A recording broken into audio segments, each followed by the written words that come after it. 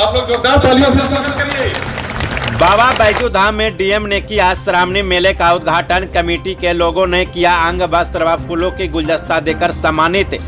खबर के मुताबिक गुरुआ प्रखंड के बाबा बैजू धाम में श्रावणी मेले का उद्घाटन गया के डीएम शशांक शुभांकर, राजद विधायक विनय कुमार यादव, सिरघाटी एसडीओ मनीष कुमार एवं प्रखंड प्रमुख नीलम कुमारी यादवेंदु ने संयुक्त रूप से फीता काटकर किया है।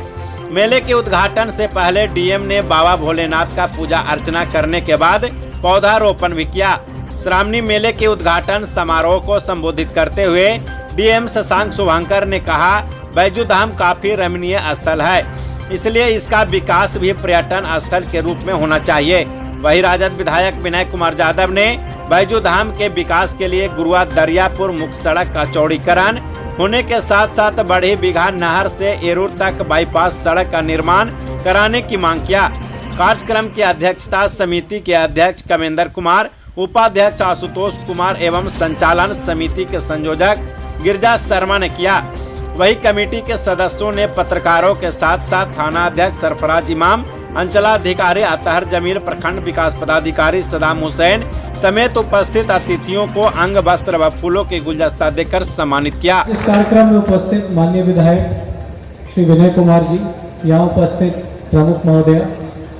यहाँ उपस्थित समिति के सभी सदस्यगण, यहाँ उपस्थित सभी श्रद्धालुगण और स्थानीय लोग और प्रेस और मीडिया के बंधुगण, मेरा सौभाग्य है कि इतने महत्ता के स्थल पर मुझे आने का मौका मिला और बाबा बैजूनाथ के महोत्सव का उद्घाटन करने का भी मौका मिला। और आप लोगों ने कई बातें बताई हैं यहाँ के बारे में, और आप जानते हैं कि बिहार सरकार पर्यटन स्थलों के समग्र विकास के लिए लगातार प्रयास कर रही है और पूरे बिहार के साथ साथ गया जिले में भी कई स्थलों का काफ़ी विकास किया गया है। तो इस स्थल के बारे में भी हम लोग जरूर एक समग्र योजना बना करके सरकार को समर्पित करेंगे। और सरकार का हमेशा ये अप्रोच रहा है कि जहाँ कहीं भी संभव हो वहाँ पर्यटन और उससे रिलेटेड जो सुविधाएं हैं उसका विकास किया जाए। तो मुझे पूरा विश्वास है कि बिहार सरकार के द्वारा इस पे भी कार्य किया जाएगा। और यहाँ जो लोग आते हैं पूरे सावन महीने में, मुझे उम्मीद है कि प्रशासन के प्रयास से और जो आप लोग यहाँ स्थानीय लोग हैं उनके प्रयास से वो एक अच्छा अनुभव लेकर के जाएंगे। इसके लिए मैं आप लोगों से रिक्वेस्ट करता हूँ और एक बार पुनः बाबा बैजूनाथ के चरणों में नमस्कार करते हुए मैं अपनी वाणी को विराम देता हूँ। उपस्थित हमारे जगन जी जो पंचायत समिति के सदस्य हैं, हमारे भाई बीडीओ साहब, गुरुआ के भाई सीओ साहब, थाना प्रभारी और मंचासीन सभी मंच पर बैठे हमारे सम्मानित नेतागण और हमारे इस बैजू धाम कमेटी के तमाम हमारे जो सभी सदस्यगण और यहाँ पे आए हुए सभी हमारे प्रिंट एवं इलेक्ट्रॉनिक मीडिया के सभी सम्मानित हमारे भाई पत्रकार बंधु और इस कार्यक्रम में भाग लेने आए सभी हमारे भाई प्रेमज यादव, भाई ब्रह्मदेव यादव जो संस्थापक सदस्य रहे, तमाम सभी हमारे यहाँ पे जो उपस्थित है, सभी हम अपने मालिकों गार्जियनों को बाबा बैजू धाम के नगरी में आप लोगों को बाबा भोलेनाथ की ओर से हार्दिक शुभकामना, बधाई और बाबा भोलेनाथ के चरणों में हम प्रणाम करते हैं। और भाई यह जो कार्यक्रम है प्रत्येक वर्ष 2000 से आप लोग जानते हैं कि जब 2 सितंबर 2000 को यहाँ पे बाढ़ आई थी और बाढ़ के दौरान लगभग 7 फीट का यह शिवलिंग प्राप्त हुआ और यहाँ पे जो स्थानीय उस समय हम लोग के भाई माननीय विधायक थे शकील अहमद खां साहब और 3 विभाग के मंत्री थे, उन्होंने जो तत्कालीन मुख्यमंत्री को बुलाकर भाई यहाँ पे भाई इसका लोकार्पण किए और उस समय से 2000 से बैजू धाम का जो यह कार्यक्रम है वो चलते आया है। और श्रावण माह में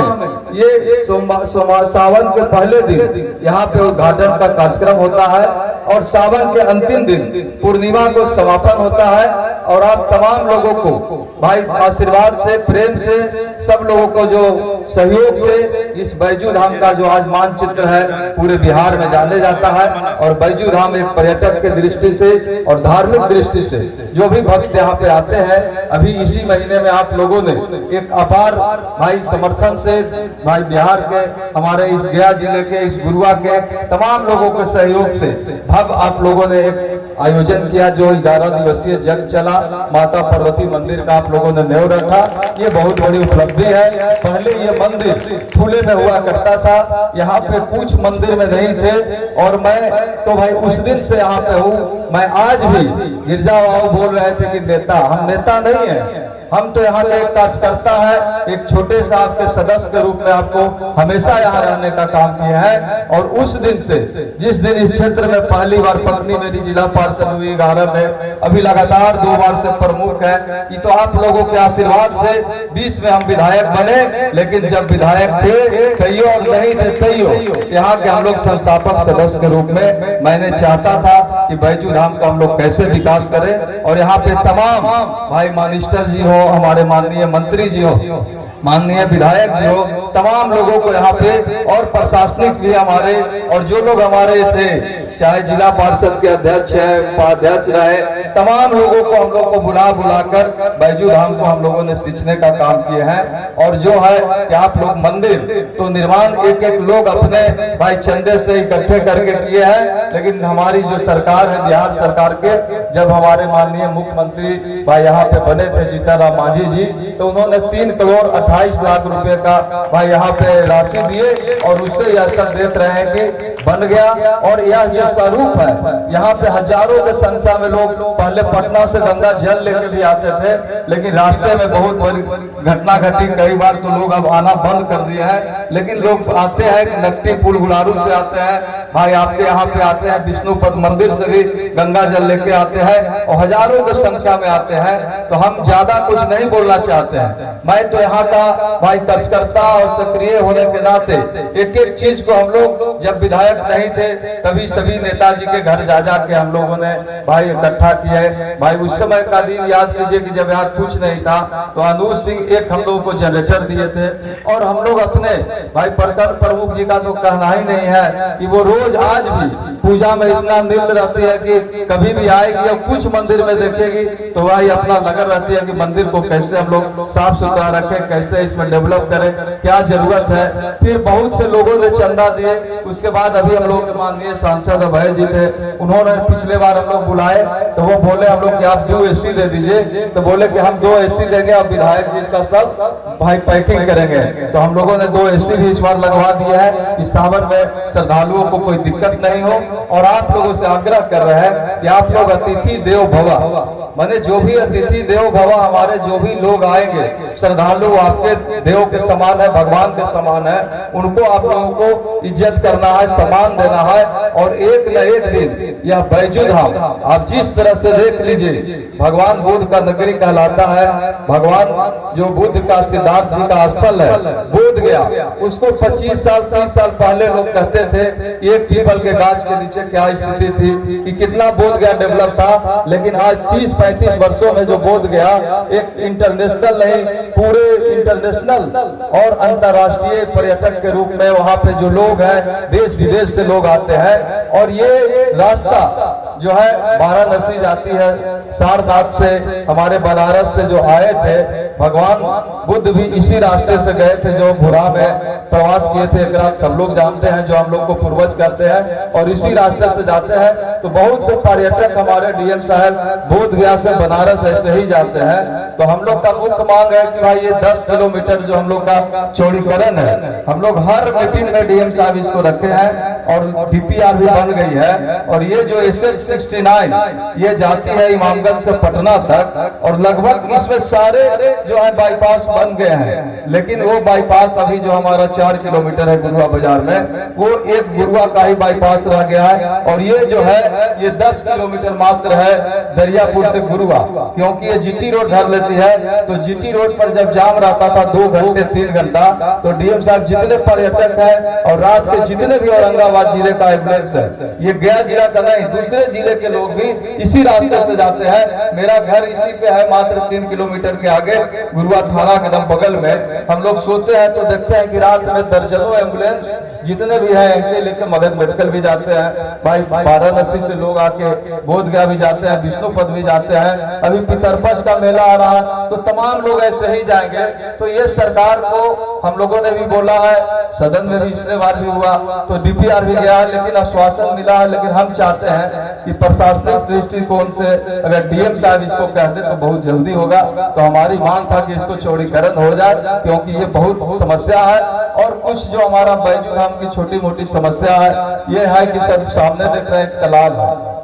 सारे जगह पे डेवलप किया जाता है, यहाँ पे एक सरोवर के टाइप का होगा तो यहाँ पे नौका विहार होगा। और हम लोग का मुख्य मांग जो था डीएम साहब, हम लिखे भी थे और बोले भी थे कि इसको जो है चाहे कला संस्कृति से हो या पर्यटन विभाग से हो, जो महोत्सव होती है वो बराबर होती है। हमारे कोटेश्वर धाम होते हैं, तमाम जगह पे होते हैं। पीछे से तारापीठ तारा माई का हो गया, टेकारी शुरू हो गया, लेकिन हमारा ये गुरुआ भी नहीं हुआ है शुरू। तो हम चाहते हैं कि आपका ये नाम निशान हमेशा डीएम साहब बना रहे कि भाई इसी हमारे जो जिला अधिकारी गया जी के आए थे तो उनके रीजन में ये शुरुआत हुई थी। और हमको अच्छा लगेगा कि उस दिन आप ही आकर उद्घाटन यहाँ पे कराएंगे, ये तमाम हमारे भाई मंत्री जी को बुलाएंगे तो ये आपके नेतृत्व में सरकारी कार्यक्रम हो जाएगी। तो ये बरसों बरसों तक इतिहास यहाँ से जाएगा कि डीएम साहब यहाँ पे जो है सांस्कृतिक कार्यक्रम जो सांस्कृतिक कला विभाग से या पर्यटन से जो हमारा महोत्सव हो, यहाँ पे बैजू धाम महोत्सव के नाम से इसको कर दिया जाए। और हम लोग का है कि भाई बगल में नदी है, बहुत से यहाँ खनन का पैसा आता है जो हम लोग को रॉयल्टी भी आती है सरकार से। तो पिछले बार हम लोग डीएम साहब से रिक्वेस्ट किए थे तो 40 लाख रुपया एकदम डूब गया था सर, गुरारू स्टेशन तो दिए हैं, लेकिन वो भी ठेकेदार 1 साल से भागल है, आधा बनाया आधा छोड़ दिया है। लेकिन हम डीएम साहब से कहते हैं कि वैसे ही खनन का या विशेष का फंड आता है तो 30-40 लाख रुपए में यहाँ से सिर्फ पुल पे निकल जाती है, मुश्किल से 700-800 फीट या 1000 फीट होगा तो बैजू धाम का दूसरा बाईपास हम लोग को हो जाएगा। क्योंकि सावन में इतनी जाम होती है कि उस मोड़ से हम लोग यहाँ पे नहीं आ पाते हैं डीएम साहब, हम लोग को आने में भी 1 घंटा लगता है। तो उधर से लोग आएगा, इधर से निकल जाएगा तो ये बाईपास हो जाएगी तो बहुत बड़ी उपलब्धि होगा। और बाकी हम लोग भी अपने पीएचडी से यहाँ पे टंकी एक लगवाए हैं, शौचालय भी बना हुआ है, लेकिन चाहते हैं कि बड़ा टैंक हो जाए तो पेयजल की समस्या दूर हो जाएगा। क्योंकि यहाँ पे पानी नहीं है डीएम साहब, हम लोग यहाँ से नीचे पहाड़ के नीचे से पानी लाके ऊपर चढ़ाते हैं। तो जबकि श्रद्धालुओं का यहाँ पे भीड़ होती है तो इतना भीड़ होती है कि सिर्फ पानी का ही संकट होता है, तो उसको दूर किया जाए। बाकी यहाँ पे जो है हमारे प्रशासनिक सभी जो पदाधिकारी है, मजिस्ट्रेट लोग रहते हैं, तो यहाँ पे 1 महीने जो है कम से कम जो जिले से फोर्स होता है वो यहाँ पे तैनात रहे कि मंदिरों में किसी तरह की समस्या नहीं हो। और यहाँ पे हम लोग जो है सिर्फ बैजू धाम की ही बात करेंगे, बैजू धाम से ही आपकी सर मांग रखेंगे, क्योंकि हम इस घर का बेटा और इस घर का जो है सेवक के रूप में रहे हैं। बैजू धाम के तमाम लोग भाई एक खून पसीना करके इकट्ठा करके बाबा का नगरी का निर्माण किए हैं। तो हम चाहते हैं कि डीएम साहब के नेतृत्व में थोड़ा सा बैजू धाम में जो है एक यहाँ पहाड़ के बगल में अगर सर जब भी हो, जैसे हमारा डोभी में लगा वन पर्यावरण विभाग से जिस तरह से वहां पे निर्माण किया गया पार्क का, तो यहाँ पे भी जगह है, खूबसूरत पार्क होगा। तो भी आप समझिए कि ये जो स्थान है डीएम साहब हमारा धरोहर है, बिहार में पर्यटन से उद्योग का दर्जा दिया जा सकता है। धार्मिक दृष्टिकोण से यहाँ पे हमारे माननीय मुख्यमंत्री नीतीश जी बगल में भी आए थे भाई, जो हम भूरा का नाम लिए, तो भूरा में भी डीएम साहब कोई काम नहीं हुआ था, लेकिन पंचायत समिति के फंड से और हम लोग अपना फंड से भूरा को भी हम लोगों ने बहुत विकास किया है वहाँ पे। और उसी दुर्भाषा नगरी से लोग बोलते थे कि भाई सारनाथ आए थे तो रुके थे। तो आपको अगर सर ये डीएम साहब पर्यटन के रूप में अगर बहुत सर्किट से जोड़ दिया जाएगा तो तमाम जो हमारे श्रद्धालु जो हमारे आते हैं बोध गया, और यहाँ से आप चेरकी से बोध गया जाइएगा तो मात्र 8 किलोमीटर है, रोड बहुत बढ़िया बन रही है। लेकिन अगर बोध गया से ही चौड़ीकरण करके जीटी रोड में मिला दिया जाए तो ये 20 किलोमीटर रोड रोड बन जाने से और ऐसे जो लोग पर्यटक आएंगे वो आपके यहाँ पे बैजू धाम रुकेंगे, बूढ़ा रुक के तब दर्शन करने वाराणसी जाएंगे या वाराणसी से आएंगे, तो ये बहुत बड़ा आपके गया जिला के लिए गया जी का ये धाम के रूप में अति होगा। तो ज्यादा नहीं कहेंगे, थोड़ा सा हम लोग का यही है कि यहाँ पे प्रशासनिक ठीक ठाक रहे डीएम साहब, और जो पेयजल की समस्या है उसको खाली दूर कर दिया जाए, और बाकी अगर यहाँ पे पार्क बन जाए और जो हम लोगों ने बोला रोड चौड़ीकरण हो जाए, और सब एक ही बार मांगेंगे तो डीएम साहब क्या क्या देंगे। इसलिए हम चाहते हैं कि ये 2-4 चीजों पे जरूर इस पे ध्यान दिया जाए, क्योंकि हम लोगों ने अभी 11 दिवसीय यहाँ पे जग हुआ। अब मैडम हमारी इतना पुजारी है कि एक एमएलए होने के नाते भी बोले कि नहीं आप ही को बैठना पड़ेगा, और हम 11 दिन यहाँ पे पूजा में अपने जनता को सेवा करते करते इनकी मैडम को भी बोले नगरी को सेवा किए, और बगल में हम लोग माता पार्वती का नींव रखे हैं। और हो सकता है कि 2-4 वर्षों में देखिएगा तो डीएम साहब जिस तरह से भोलेनाथ का ये मंदिर तैयार है, उसी तरह से माता पार्वती का भी अपार मंदिर तैयार होगा यहाँ के भक्तों को आशीर्वाद से। तो यही कहकर वाणी को मैं समाप्त करना चाहता हूँ। मेरी आग्रह है कि डीएम साहब 2-4 चीजें आपके स्तर से तुरंत हो जाएगी, इसको आप प्रशासनिक से करवा दीजिएगा तो अच्छा रहेगा। जय हिंद। एक बार बोलिए बाबा बैजू धाम की।